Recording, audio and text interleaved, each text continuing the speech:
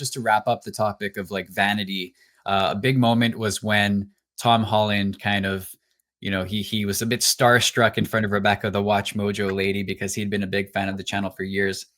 And that caught a lot of people's attention because that was kind of like a demonstration of how there's this entire generation that grew up watching WatchMojo, including some big celebrities too. So how did that feel? Hello, Rebecca. Hi. WatchMojo.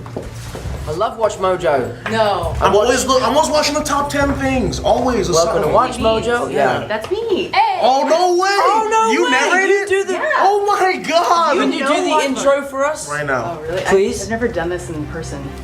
Welcome to WatchMojo. No way. Oh, my God. This is so ridiculous. I love your show. I was a bit more like taken aback by the PewDiePie thing, even though I'm not like into YouTube creators, but I kind of was like, okay, we've been like kind of building this thing on YouTube. And at the time, like the king of YouTube is roasting us. So I was like, that's pretty cool. This though was again, like just another example to the team. Like, well, why are we surprised? Like, this is great, super flattered, but we're like, here's an actor who had to live and breathe these characters and this fandom and this IP.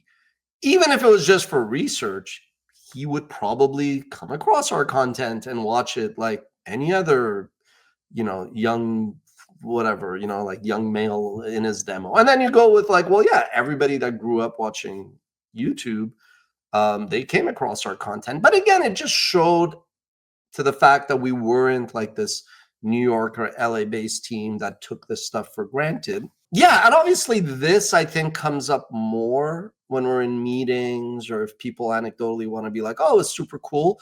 It is interesting though that for all of PewDiePie's might, accomplishments, and I'll always respect any storyteller or entrepreneur, like that seems more like fleeting.